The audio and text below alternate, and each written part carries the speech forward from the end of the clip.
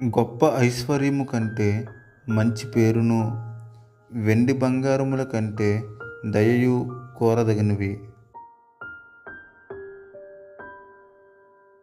ఐశ్వర్యవంతులను దరిద్రులను కలిసియుందురు, వారందరినీ కలుగజేసిన వాడు యెహోవాయే. బుద్ధిమంతుడు అపాయము వచ్చుట చూచి దాగును, జ్ఞానము లేని వారు యోచింపక ఆపదలో పడుదురు. యెహోవా యందు భయభక్తులు కలిగియుండుట వినయమునకు ప్రతిఫలము.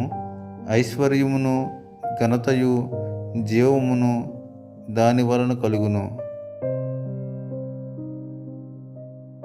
ముండ్లును ఉరులును మూర్ఖుల మార్గములో ఉన్నవి, తన్ను కాపాడుకొనువాడు వాటికి దూరముగా ఉండును. బాలుడు నడవవలసిన త్రోవను వానికి నేర్పుము, వాడు పెద్దవాడైనప్పుడు దాని నుండి తొలగిపోడు.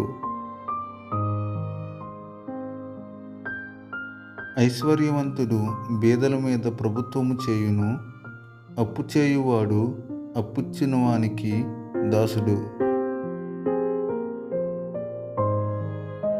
దౌష్ట్యమును విత్తువాడు కీడును కోయును, వాని క్రోధమును దండము కాలిపోవును. దయాదృష్టి గలవాడు తన ఆహారములో కొంత దరిద్రునికిచ్చును, అటివాడు దీవెన నొందును. తిరస్కార బుద్ధి గలవాని తోలివేసిన ఎడల కలహములు మానును, పోరు తీరి అవమానము మానిపోవును.